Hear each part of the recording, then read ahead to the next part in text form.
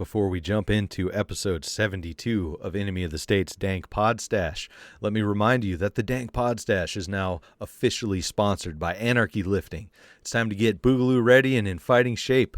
Greg Papanikolaou is going to get you there with personalized meal plans, training, group support, and tons of amazing fitness and motivational resources and knowledge, including the Project Sparta Facebook group. You can go to anarchyliftingcoach.com and learn more about Greg's work. When you're ready to get signed up and get fit, go to gregpapanikolaou.clickfunnels.com/opt-in and get started on your path to health. And don't worry, those links are going to be in the description. Head down there, click on them, check them out. You want to get ready with your health, with everything, not just for Boogaloo, just in regular life, but it's important for Boogaloo or anything else that you're preparing for. Get to anarchyliftingcoach.com now and get after it. We also have a special offer for our listeners from friend of the show, author and content creator Shane Radliff of Liberty Under Attack Publications. You can take 10% off your order by using coupon code DANK10. Just go to libertyunderattack.com. They have books focusing on self-liberation, freedom strategies, solutions, and more. Current books include #Agora, Second Realm book on strategy, Ben Stone's Sedition, Subversion, and Sabotage, and Shane's very own Vanu, a strategy for self-liberation.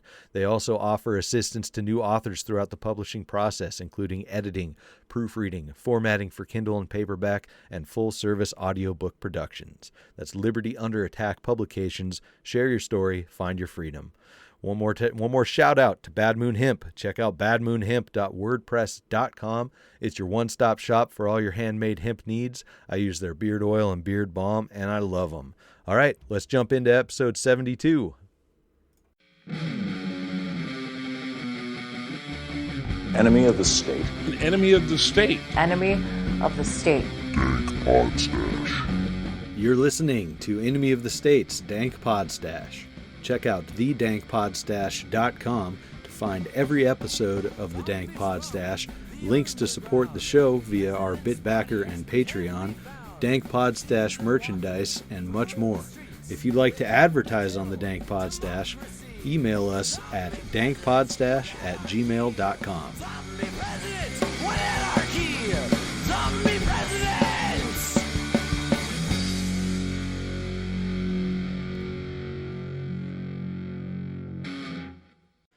Back with episode 72 of Enemy of the State's Dank Pod-Stash, and I'm joined by Andrew Gouff today, the Inked Anarchist. If you haven't checked out his stuff, we'll have links in the description and all that. It's good stuff. He's also from Anarchy Among Friends Roundtable Discussion. Also a great show. Awesome stuff. How's it going, man? Oh, not bad. Not bad. It's a lazy Sunday today, so I'm enjoying my day and chilling out with cigars and beer. Hell yeah. I hear that. It's been a lazy couple of days for me. I'm still tired from the workouts that Greg Papanikolaou is putting me through for this Anarchy lifting program. I'm hurting, but it hurts so good. It's that sweet burn. Yeah, it's a good one. It's part of getting Boogaloo ready, as I say in the ads. But before we jump into all that fantastic Boogaloo talk and whatnot, you've been on the show for our debate series before, and I've been on with you and Jason for Anarchy Among Friends, but we haven't really gotten to hear your story and how you came to Anarchy and stuff. So let's preface the episode with that. Tell us about it.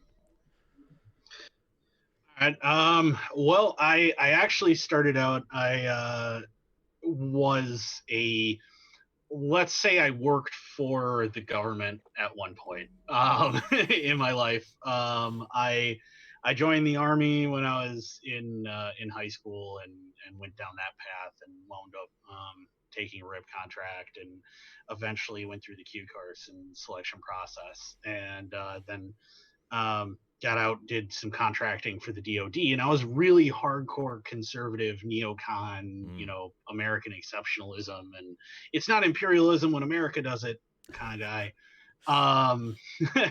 And I was the sword, the scimitar that is American imperialism. I mean, that was what we did. We killed people in the name of America, and got out of that, and I was still neocon for a little bit and started to lean anarchist during the Obama administration, and seeing the executive overreach, and then people started making arguments that made sense as far as like, hey, all this stuff that we did for GW, now Obama is doing that, so it doesn't make sense that we're putting all this power in the hands of these people. And eventually that coalesced into libertarianism for me, which lasted all of like a year and a half. Actually, during that time, like while I was becoming a libertarian, I was still part of the Republican Party, and actually got tapped to initially run against Tammy Baldwin for a state Senate seat by the local Republican Party here.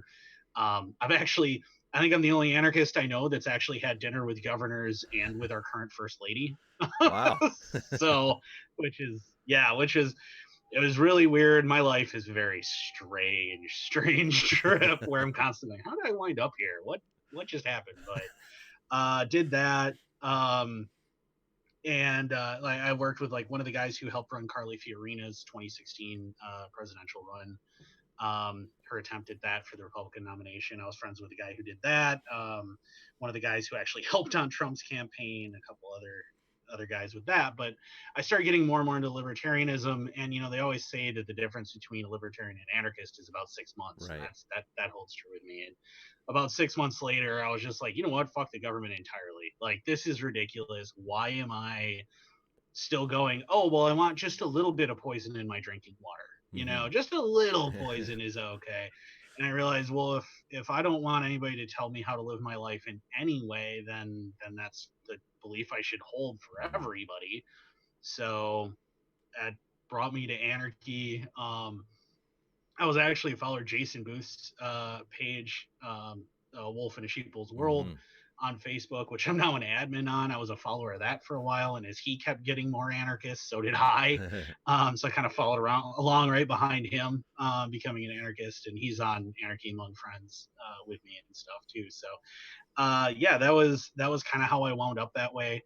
And now it's become, I'm a big anarchist gun guy. That's kind of what I do, and my focus, because I was an 18 Bravo, so that's weaponry sergeant, so that was my focus, and that's still my focus, and is just weapons and weaponry, tactics, using weapons, weapon maintenance, gunsmithing, all that crap. So that's how I wound up here now. Awesome. That's a good story, and I'm glad it was a pipeline to anarchy instead of getting people elected with the Libertarian Party and whatnot. Because I think we see quite often people that come from that neocon side and stuff like that, or even people who are working in politics before they became a libertarian, they land in that Libertarian Party and kind of stick with that. What do you think was the thing that kind of pushed you along? Because it seems like a lot of these people, they say they have logical reasons for sticking there and trying to get people elected and trying to use the government process, no matter what it may be, once they're in the Libertarian Party. And it sounds like a lot of them don't even have the same history with electoral politics and the military and stuff that you do. It's interesting that you took that plunge so fully, so quickly. I think a lot of it actually, ironically, had to do with the 2016 election. That was the turning point for me, with seeing where the options chosen by the Republican Party and the Democratic Party were such garbage. And the Libertarian Party had the opportunity to put forward a viable candidate who would actually be a good alternative and things.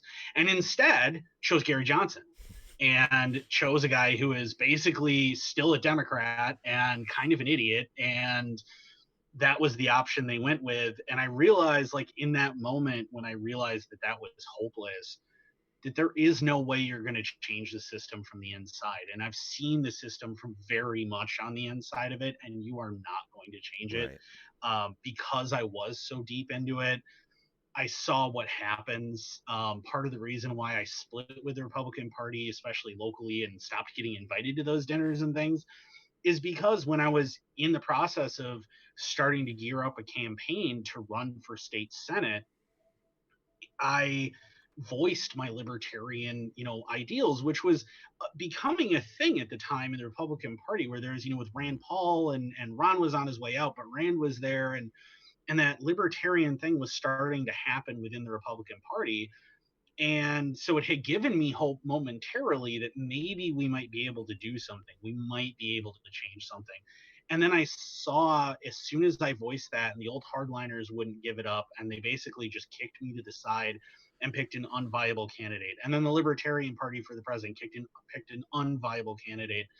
And I started to see how the interior machinations of all of the political process, and how you don't change the system from the inside. The system changes you, or it expels you if it can't change you. And that's what happened to me, is I got expelled from the system constantly because I refused to change and I refused to compromise. And I realized that if you try to work within the system, those are the only options. If you are a principled person, they're going to kick you out. And if you're not, they're just going to keep boiling the frog. They're just going to keep turning that temperature up, and we'll compromise on this, just a small compromise on this. Well, you can say this, but not really mean it. Trust me. Like, and that's the way it works. And little by little, you either lose yourself or they start to ostracize you to the point that you no longer matter politically. And when I saw that, I was like, okay, this is never going to work. This is never actually going to change anything. Nothing's going to get any better. And once I realized that inevitably government was always going to just increase its own power, and the people in government were always going to just be about their own power, I had to reject it completely. I was never a big fan of government power. I mean, that was why I was a neocon in my mind. That was why, was because I didn't want people to tell me what to do. And I didn't see from the inside. You don't see that the Republican Party is the exact same as the Democrat Party, just two wings on the same shit covered pigeon, you know? So you don't see that when you're part of the pigeon. Yeah. So you don't realize, you know, and so you once you start seeing it, you start to realize. Once I started to get kicked out of one caucus after another, and start to get, you know, kind of just removed from going from extremely involved with, I mean, I was close friends with the guys who were the president and vice president of the Republican Party in Wisconsin, which is a historically purple state, you know. I was friends with them. I had dinner with Governor Walker multiple times, and with both Ivanka and Melania Trump at one point, and, you know, and doing those things, and then just getting pushed to the side as soon as I wouldn't compromise my ideals. It wakes you up. Yeah. And I think that one of the issues with a lot of the people who stay in the Libertarian Party is that they either aren't principled enough to get pushed out. They're the ones that are the frogs getting boiled, or they just don't realize that they're on the outside and will never ever change anything. Like, they're still convinced that even though no one shows up to their birthday party, somehow they're still the most popular kid in school. Sure. Yeah. A lot of them cling to, you know, small local initiatives and tax breaks and things like that as why it works, and what they're doing is making a difference. But the thing, it's like you're saying too, if you're not deep enough in there and you're not seeing that you're going to get pushed out if you're making an actual difference, that's one thing. The other thing, it seems like they just completely ignore. They refuse to accept that just because you get one tax cut pushed through in one area doesn't mean it's going to be recouped in another area. There's going to be compromises with it, all of that. And yeah, like you said, if they're not principled enough, they're willing to take those compromises, I guess. The other thing that really bugs me about sticking with, I guess, the Libertarian Party, I know I'm kind of derailing our Boogaloo talk to rail on the Libertarian Party a bit, but the idea that people are going to give other people freedom, I think that's a pretty naive view and a ridiculous view, because each person has to take their own freedom. I think if you're giving it, you're not. It's like giving a man a fish. You know, it's the same thing. You're going to be reliant on people to give you that thing. And I seriously doubt that people at the levels that you've seen in politics have any interest in giving other people freedom anyways. That seems like a libertarian dream.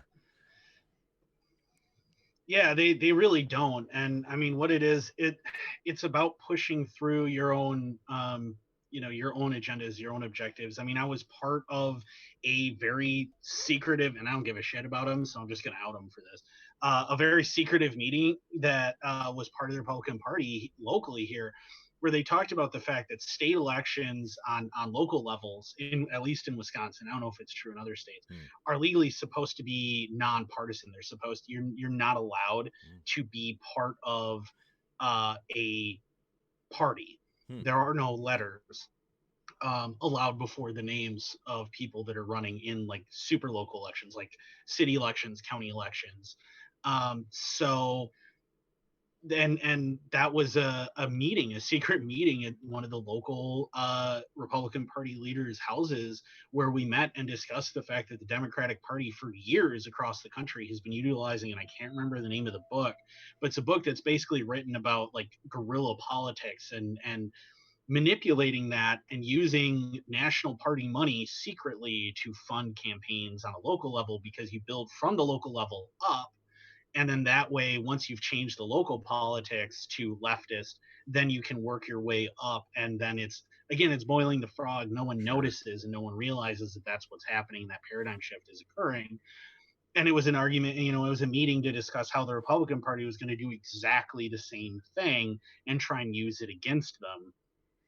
And I mean, like, that was a wake-up call too, and that was fairly early on in my political career. After ATS, it was like realizing that nobody's on the up and up in this game. Nobody's being honest. It's all a bunch of backroom deals, and that was the way most of it worked too. It was all backroom deals, and it was all closed door, secretive agreements, and everything else. And well, if you do this for us, then we'll do this for you. But neither one of us is going to tell anyone or make this known.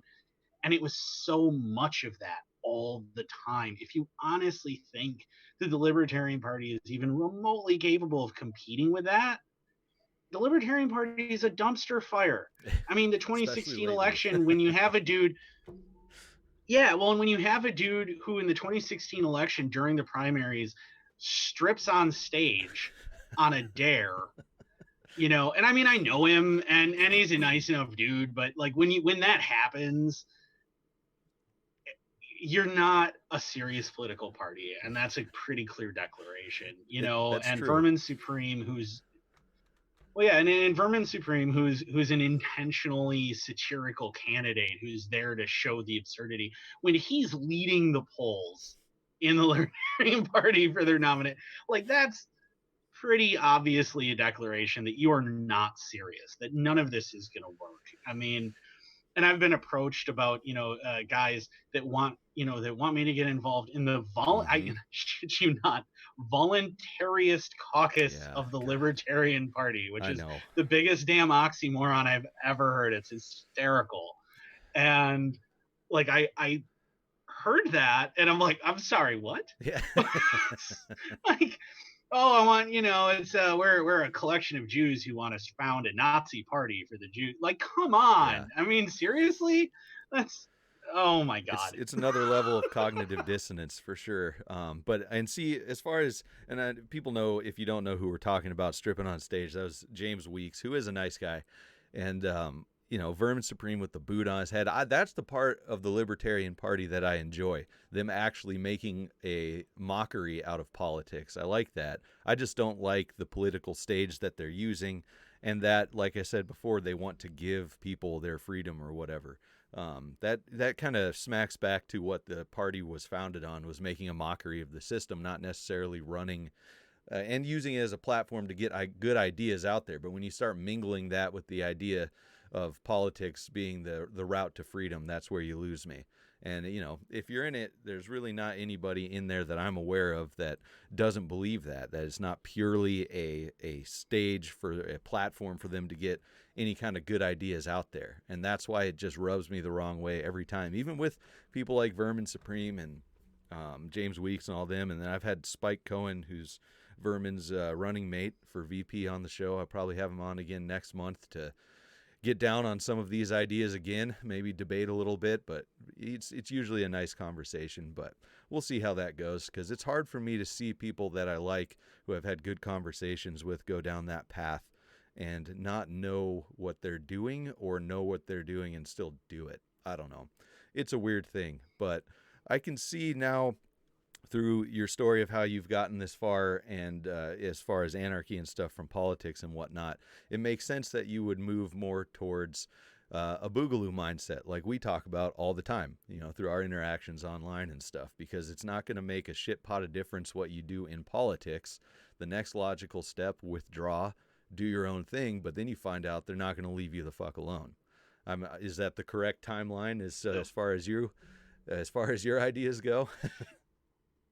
Well, yeah, and part of my training, when you go through Robin Sage and stuff, is to learn how to form an insurgency and use, because bullets, that quote from Lord of War, bullets change governments far shorter than votes, and it's that idea that you don't change things from the inside. I mean, it's an American tradition, Sure.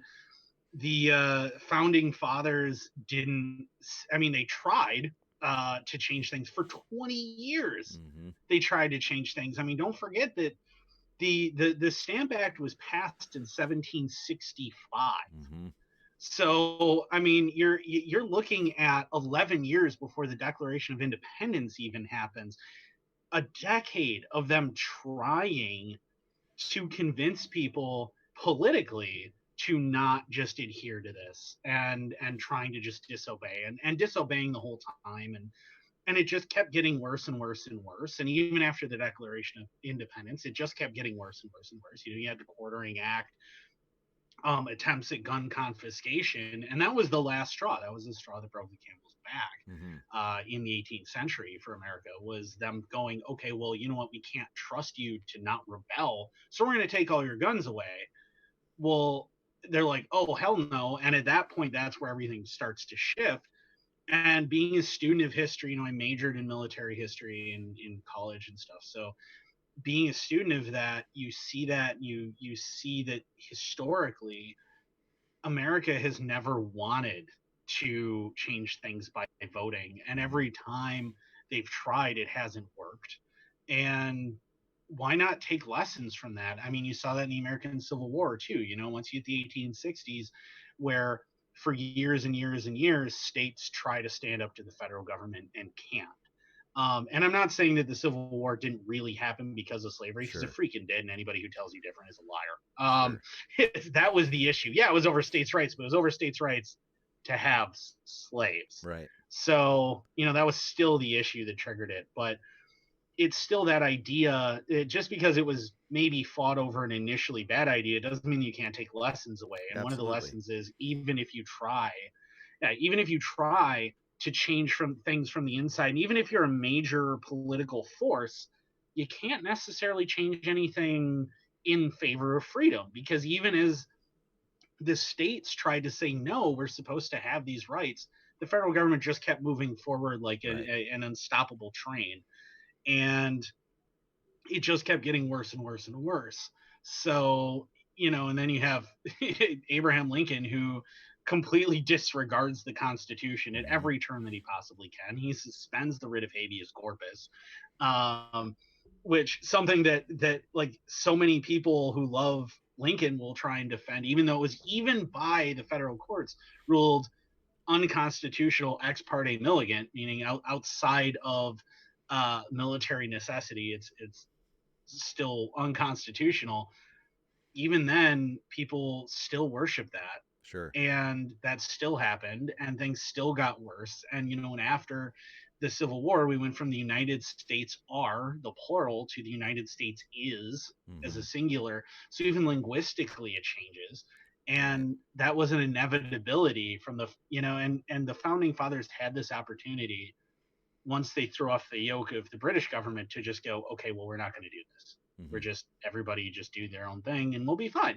And instead, they replaced one house fire with another smaller house fire. And it's the dumbest damn thing ever. Like, you don't, and Thomas Paine, the one like anarchist founding father who didn't want a government, who didn't want to replace one house fire with another, he wound up dying and having a funeral where no one attended. He died alone. No one was really his friend. Like, no one wanted anything to do with him because he was such a principled guy and he wasn't willing to compromise. And and during the whiskey rebellion, he was on the side of the whiskey distillers. Mm-hmm. And everybody forgets the whiskey rebellion and forgets it yet Yes. again. As soon as we're done fighting one war over taxation, we institute more taxes, and they immediately go to war. And when you learn it in high school, they're like, oh, and then Washington went and talked to him and everything was okay. No, he went and fought a bunch of battles with them and killed a bunch of them. It was an actual rebellion. It was a legitimate fight. I gotta and be yes, honest. they lost. The Boogaloo memes with George Washington piss me off the most, and every single one of them I see, I just type Whiskey Rebellion and leave it at that, and let people Google it, whatever, if they don't know it, because it's like you can't. It's if your goal is to set up another government after the Boogaloo, sure, put images of George Washington at the head of your Boogaloo idea, your Boogaloo memes and all that. But I fucking hate that. That's another thing we've talked about with different people. I've talked about with different people is that we're severely outnumbered as anarchists thinking about, doing the Boogaloo. We're probably going to have to ally with people who want libertarian government or who fucking knows what.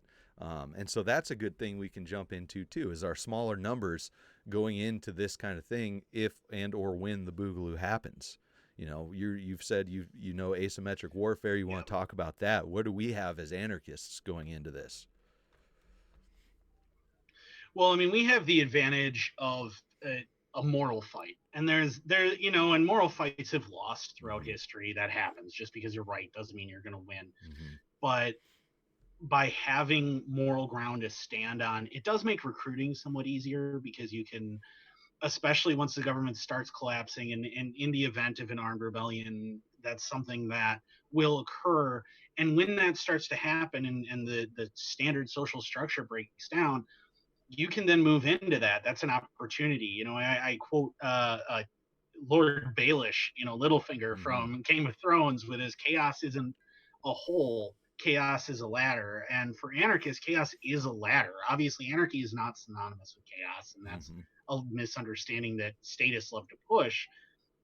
But chaos is a ladder for anarchists, because once there isn't that support system anymore, people are going to have to figure out how to live on their own without it. And if you can move in while that's happening, and when they don't have that support structure, and be like, hey, we can all help each other. We don't need anyone else to come help us. You don't need to be forced to give anything up to help each other. You're doing it just because it's the right thing. Why do we need anyone to force anyone to do this? At that point, you can start to build in a much more efficient way than we have right now. You can start to build that base and that thought process and get people to fight alongside you. And yeah, we might have to ally with certain people that we don't necessarily agree with. And those George Washington memes are demonstrative of the fact that there are a lot of right-wing hardcore Republicans who are still don't understand the point of the Boogaloo. Because I mean, really, the whole idea of the Boogaloo, I think, really largely started in anarchist circles. Yes. Like, that's where I first started seeing it pop up. And they've kind of tried to co-opt it because they don't get it. They don't understand that we're not saying you're going to replace the current government back with the same government we had in the 1780s, right, or even the early 1780s when we're under the Articles of Confederation. Like, we're not saying we're going to do that, and they don't seem to understand. And they're trying to co-opt that. And you'll see it when you bring up like the fact that that the Boogaloo would constitute having to shoot at police officers and having to shoot at the American military and things if it's deployed. And they're all horrified by that. And it's like, okay, so who are you under the impression that you're shooting at? Right. Well, they want to dream that's only going to be UN troops or something like that. It seems like a lot of people put those UN troops into the memes and stuff like that if they're not comfortable with depicting cops or military or whatnot. And, that's possible, I guess, with a big enough breakdown. But I do like the idea that in a harsh enough collapse, people in communities learn how to work with each other outside of politics when the political system is gone, when the infrastructure is gone and things like that. The thing where people fall short, where they lose it, is when that structure starts coming back, they take it back instead of repelling it. And that's interesting because people want security, and it allows for, I guess, a larger network. Our whole national network in such a large area as the U.S., I can see the appeal for people wanting to get all of that back online instead of keeping it in a smaller, more local, run your own life kind of deal. Well, yeah, in the and in the 1950s into the 60s, when the interstate was built, a lot of the local community idea died when the interstates went in. And I don't think enough people talk about the trains and that, and the Transcontinental Railroad and interconnectivity there. But when the interstates went in, that's where it really changed, where you really see everything start to change in a significant way, because now goods are moving very, very rapidly and everything's interconnected easily. And then the next big revolution is when the internet happens and all of that interconnectivity happens. And it really united everybody into one umbrella in a way that hadn't really happened in the United States to that level yet until then. And World War II did to a certain extent, and it's inescapable to talk about. With as much as I think that World War II was a just war, and I'm sure I'm going to get flack for that, but I don't care. Fuck you. I don't care what your opinion is. I know that you don't like it. I don't care. It's that simple. I still think it's a just war. I hate fascism, and any fight against it, I'm all for. Now, it sucks that the Red Army had to join that and that the Soviet Union had to fight too, but it makes sense that they did because, Hitler kind of attacked them in 1942. A little bit.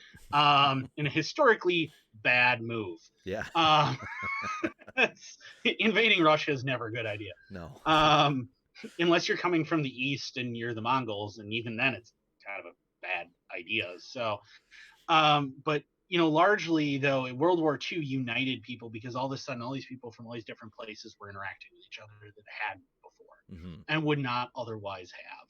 And that started to change things and change the culture. And I think what needs to happen at a grassroots level and a on the ground level for anarchists is we need to remind people that at our core we're communities, and we're local communities, people that were actually around, and you need to make those connections.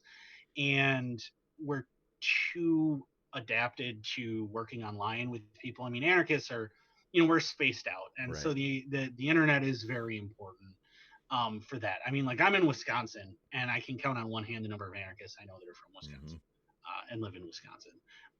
And most of the anarchists that I know that are even close locally to me, I help bring them to anarchism. So, like, I was already friends with them. That it's not like, I connected because we were anarchists. So that's it's an important tool, but at the same time, it's kept such a distance between everybody where we're not willing to go just talk to our next door neighbors anymore. We're not going to go do that. And anarchists need to be willing to do that. You need to be willing to go talk to them. You need to help them. You need to donate to local causes monetarily if you can. You need to be active in the community, your local community, and help that so that you can teach your local community that we can all rely on each other. We don't need some big outside thing to help us. We can survive on our own. And that's where it starts. And I think we've lost a lot of that. And part of asymmetric warfare is teaching people to rely on each other, and that you need to be the one who does something. You personally, not the other guy. You can't rely on other people. You need to be the one, because in asymmetric warfare, convincing, the guy down the road to pick up a gun and possibly die in the name of a cause himself personally is really hard. I mean, it's great for people will voice their opinions on things all day about how this is wrong and this shouldn't happen. But convincing them to actually do something, that's a big precipice to push somebody over. And the good news is, once you do, I mean, that fall is inevitable. Like, once you're falling down the cliff of personal action, one thing just leads to another, and you just keep doing the next thing and the next thing and the next thing, and it's an easy snowball to roll. But you have to get it going, Right. and that starts at the local level, and that starts in your local communities, and we're ignoring that. And what you see, I think, with the Boogaloo, what you're going to see is that becomes an absolutely essential thing. You have to have that connection with your local community, because if you don't, who are you recruiting? Right. Who are you working with? Who are you going and fighting alongside? Because trying to fight an entire police force or an entire National Guard unit, or let's say the UN does deploy, which historically is a very likely thing. As a peacekeeping force, the UN will deploy, as a humanitarian force. Unfortunately, my countrymen, being an Irishman, my countrymen are going to be here because they're very active in the UN. Ireland has a constitutional mandate to never fight an aggressive war, but they will help the UN constantly. And then just borrow everyone else's vehicles and weapons because they can't afford their own. Well, you're gonna need to have some good Irish rebel music queued up for when you start seeing those boys over here. Rile up their inner rebels and get them to defect. Oh yeah, and that's I'm not gonna go. It's my island, that's not gonna happen. But it's it isn't super difficult, and there's and I'm not the only one who comes from Ireland to an American military. Anyone who's familiar with World of Tanks, the video game, or World of Warships, and Nicholas Moran. Nick Moran was born in the United States, grew up in Ireland, served in the Irish military, and then came back and then served in the American military. And it's the same sort. I mean, I never served in the Irish military, but it's the same kind of thing. It's grow up in Ireland, come back to the U.S., serve in the U.S. military, because you're a natural born citizen. Yay, dual citizenship. So, which also allows me, the dual passports allows you to travel all sorts of places that people otherwise don't get to travel, which is really cool. Like Iran. Oh yeah. Most people in the U.S. have never been to Iran. Most can't point to it on a map. Yeah. Well, yeah. They can't, and and most people, and that's the other thing I think that makes me a little different is I've actually seen the world. I've been to 6 of the 7 continents. I've been shot at on most of them. I don't know if I've ever actually been shot at in Australia. Maybe. I don't remember, but it's possible. But the rest of them, yeah, and it's interesting because when you see the world and you are there, you're part of it. It's a different experience for you to then talk to people in the US and advocate for certain things because you've seen it work. You've seen what works in other parts of the country or other parts of the world. You've seen the differences between people and realize that most people are really not all that different. Right. Everybody has kind of the same motivations. And deep down, no one really wants to be told what to do. I mean, not really. You just have to convince them that that's what's happening. Right. And it's really hard. And I think that's the psychological separation between most statists and most anarchists. Anarchists understand that whenever the state says something, it's a threat. Right. And statists don't believe that. We should look at too the structures and the propaganda in place, getting people to be okay with that, because back a little earlier in the conversation you were talking about during World War II, communities coming together and realizing they need to help each other out, and then talking about recruiting people for Boogaloo, same kind of thing. And there's a couple of things I wanted to touch on from that as well. Convincing people is damn near impossible. People have to make the decision for themselves. You can help them along the way, and I guess that could count as convincing. But I see kind of being the change as being the best tactic, showing people and letting them make their own decisions. But as far as getting communities to reject that overall network of government on top of their self-sufficiency, I'm looking at like the propaganda during World War II. It was encouraging things like the victory gardens and things like that, and working on community level with an overlying theme of we're doing this for the government, for the U.S. victory and things like that. And you see the same thing after 9/11 with the massive amounts of patriotism, that when people were scared and looking to each other, you have overlying hyper pushed patriotism from the federal government. And that's the thing that concerns me, because Mm-hmm. they always find a way to tie it back. So how would we reject that and get people to reject that, not cling on to that, and look more left and right rather than up that way? And it's difficult because the issue is, as long as the federal government has the ability to mass communicate, they are going to co-opt everything they can that's a good message. After 9/11, a lot of communities came together and started supporting each other and said, hey, we need to support each other, and we need to be there for each other in this tough time and everything else. And then immediately you started seeing commercials of communities. Before you actually saw it yourself, you would see commercials that portrayed communities putting all these American flags out, and all these symbols of the national government and of America, and and this is America, and we were attacked because we're Americans, because this is America. And you started seeing that, America, and you started seeing that almost immediately because they had to push that narrative.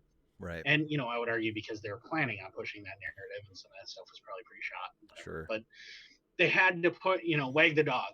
But they had to push that narrative right out of the gate.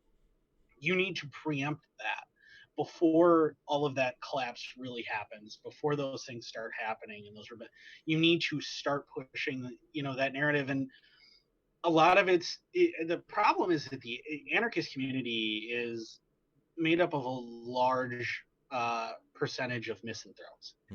And I'm misanthropic, don't get me wrong, but I also understand strategy. And with as much as I tend to dislike people, at the end of the day, you need them. Yeah. So it's, and that might sound slightly sociopathic as I say it, I realize, but it's I get it. Everybody listening gets it, I'm sure. Oh yeah, I'm sure they get it, but I mean, you are not an island. You can't exist as an island, and you certainly can't win as an island. You have to interact with everybody. You have to make alliances. You have to work with them, and that needs to start before things start collapsing. Because if they don't, you're working an uphill battle that is going to be nigh impossible. I mean, if tomorrow, a large group of people started an armed fight with the United States government, within less than an hour, you would have news reports in the mass media talking about how they were extremists and they were insane, and they were, probably labeling them as white nationalists, and of course, and all this other. You'd start seeing all of that. I mean, you already saw it even with the big Boogaloo, the useless load of bullshit that happened in Virginia. Even with that, you saw that where they started labeling it as a white nationalist thing. And you need to remember that the majority of people are not online as much as you. Most likely, they are not getting alternative information as much as you are as an anarchist. So they're going to believe whatever information they get because, well, I have 4 different sources saying the same thing. Right. And no one's saying any different, so it must be true. You need to realize that what you need to do to preempt that and to fix that is make them, get them to trust you, to understand you, and they know you locally. And then when you talk to them and you say things and you present these alternatives, they're willing to listen, because otherwise they've already made up their mind. Right. And and it's this asymmetric warfare idea of you start with the guy down the road. You have to start as locally as possible because there's too much chance of the bigger force being able to interfere if you try to go too big with your net. You need to concentrate on the little stuff, the local stuff, make those connections, make those bonds. And then that way, when you say, hey, no, this is wrong, we should support each other locally. I mean, look at how I'm supporting you. And you can say that with honesty. At that point, then they'll listen, and they're much more likely to pay attention to what you're saying. Even local newspapers will try and push the same narrative because the majority of reporters are lazy as shit. And I mean, just at the end of the day, they're lazy as shit. And so they'll just slightly reword something that came in on the newswire And that news wire is probably being put out, I mean, at best by somebody who's a hyper statist and a nationalist, and at worst by the United States government itself. Right. So you need to be able to preempt a lot of that and make sure that they look at that questioningly, and that they're looking at through the lens of objectivity rather than just buying it because it's the only thing they're hearing. Because if you're the lone voice, you need to be a voice that they trust. Right. And it's amazing how much news, in quotes, is actually just regurgitated and recycled from Twitter. Like a tweet, a Twitter journalist will tweet something, and then everybody picks it up, and it just goes and goes and goes, and nobody's looking into it. They're just getting that headline out there and going for it. And as far as communicating with people on a local level, I think I have a bit of an advantage living in a really small rural area.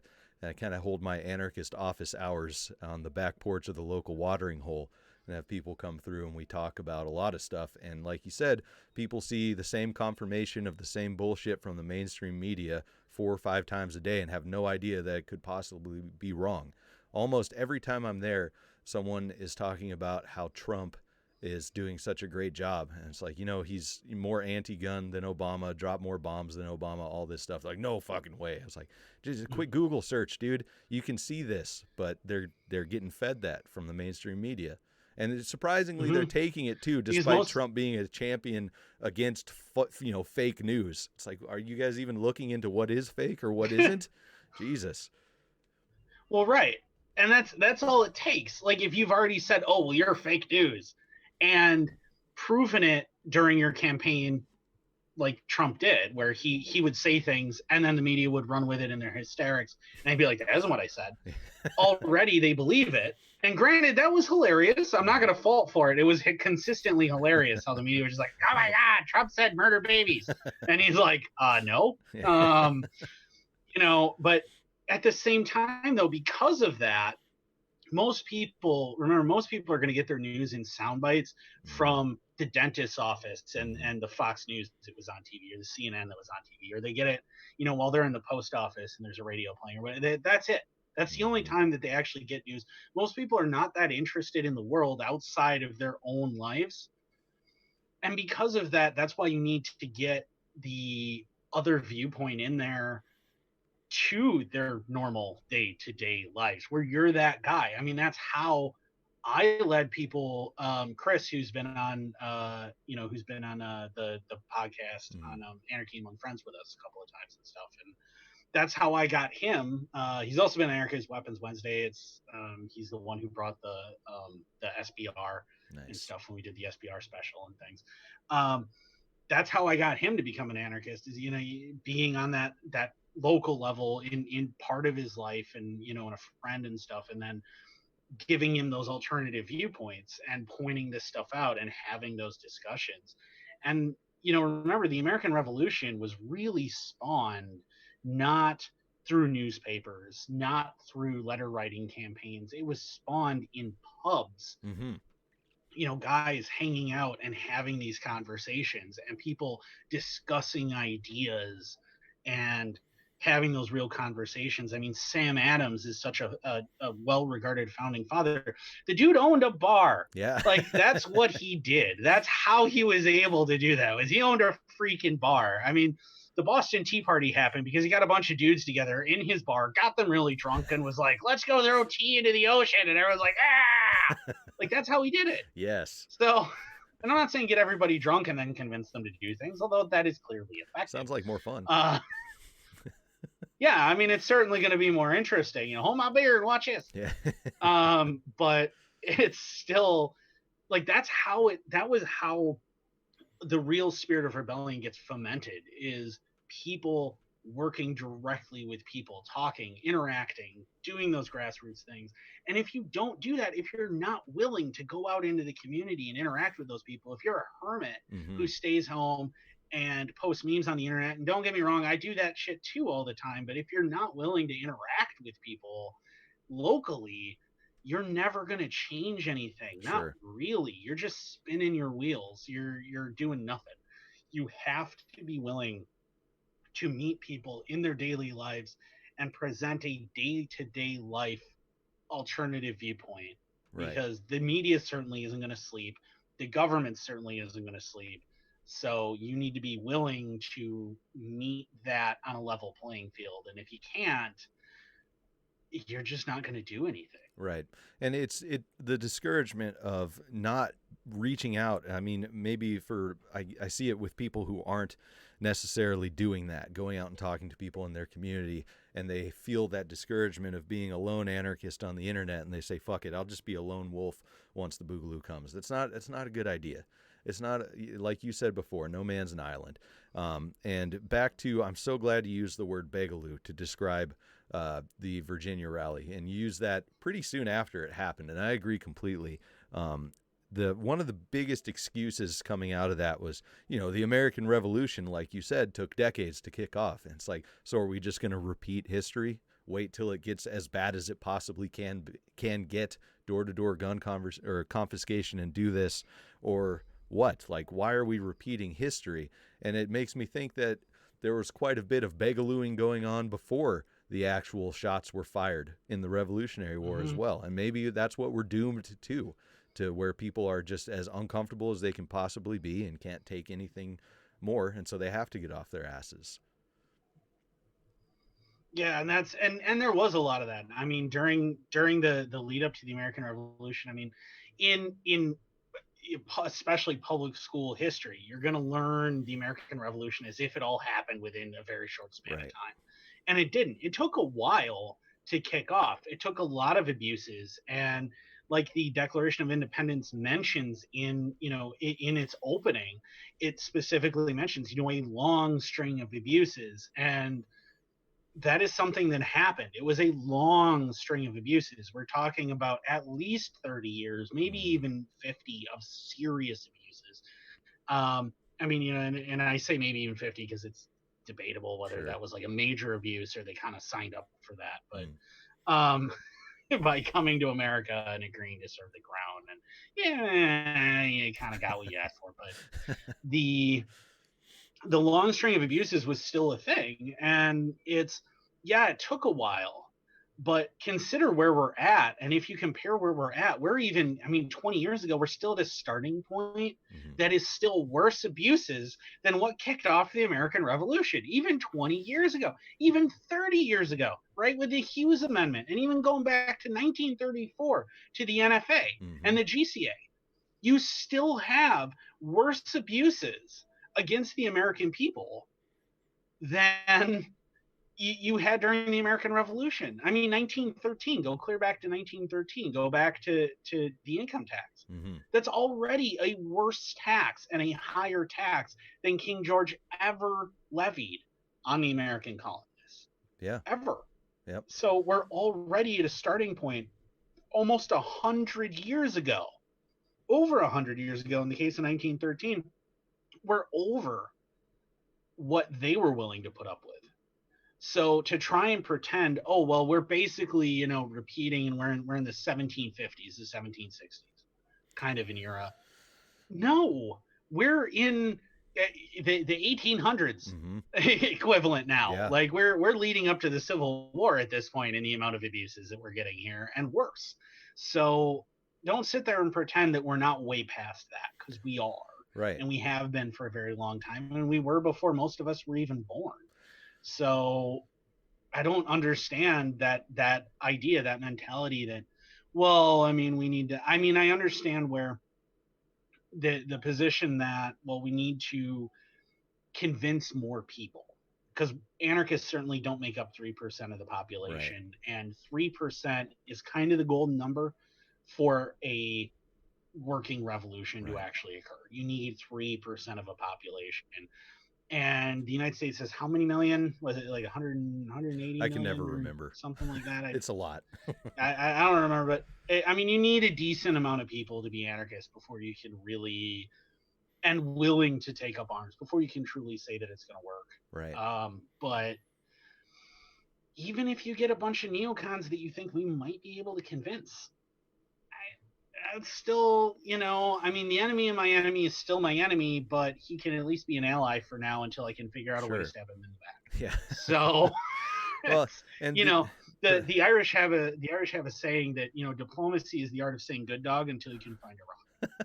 Nice. So The other thing that's incredibly scary and disturbing, like you said, we're into the 1800s if we're comparing, Revolutionary War times to Boogaloo times.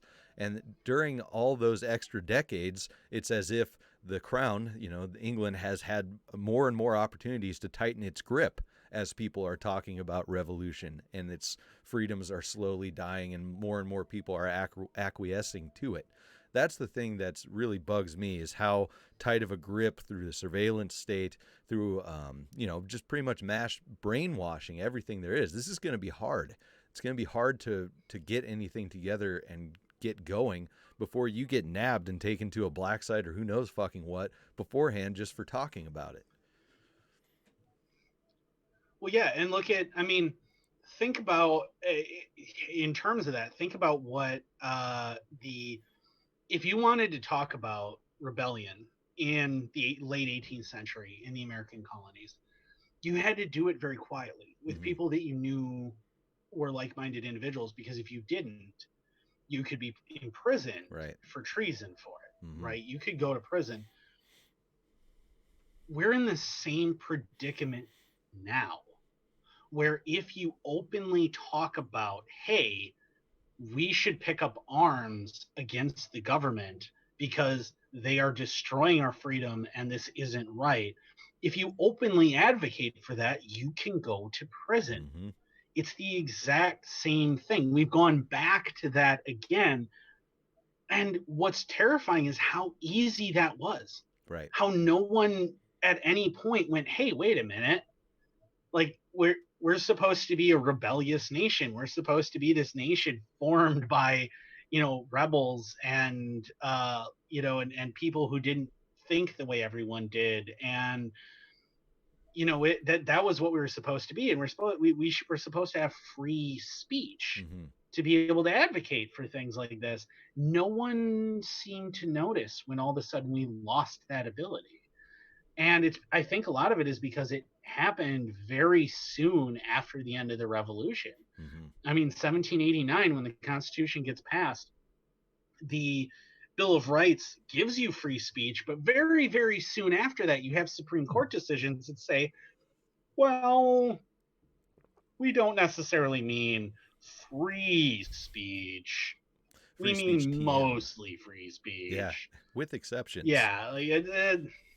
Yeah, there's an asterisk there, and and the footnote goes, unless you're advocating for rebellion, or that happened, and everyone's just been okay with it. And the founding fathers weren't even okay with that. Like, they even objected to the idea that simply by saying this is wrong, they could go to prison. And we're back in that same boat.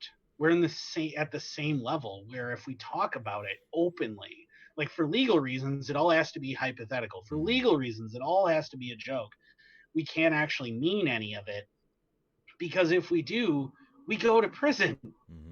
Like, that's a huge deal, and people seem to just take it in stride that we're not allowed to say, no, this is wrong, and we should stand up with arms against it.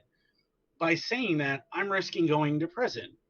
I'm never going to go back to a cage. I'm certainly going to wind up dying in a pile of hot brass long before that happens, but I'm still risking having to get into a gunfight over just the fact that I said, hey, we should pick up guns and we should shoot at them because they're a bunch of tyrants. That's absurd. And I think that people need to realize how absurd that is, and that's something the founding fathers of the United States, for all of their faults, still would not have dealt with it. Like, these are the same people who are perfectly okay with saying only white 21-year-old landowners can vote. And they even had a problem with being told that you couldn't say that you should have an armed rebellion against the government. And yet now, somehow, this is okay. I just don't get it. The wool has been firmly pulled over the eyes. That's pretty much all it is. But like you said, and like we say on the show, it comes down to that community building and talking to people locally. And, we talk about this stuff on our respective shows out loud everywhere. And like you said, for legal reasons and whatnot, but hopefully people hear it. But yeah, everyone get out there and talk to people on a local level. hold your anarchist office hours somewhere, whether it's volunteering or at the local bar or whatever. We're right at that hour mark, man, so we're going to call it a show. That's a good place to end it. Hopefully you can stick around for a couple minutes and do the after hours for the patrons. I'd appreciate that. Go ahead and tell everyone where to find all your projects first before we cut off here, though. You can find Anarchy Among Friends roundtable discussion that I'm on every other week. That is going to be on YouTube as well as on most major podcatchers. So if you have Google Play Music, or you have Podcast Republic, or you have iTunes, everything else, we're on all of them. Also, I'm on YouTube and on Facebook Live for Anarchist Weapons Wednesdays. If you just search that on YouTube, you will find it.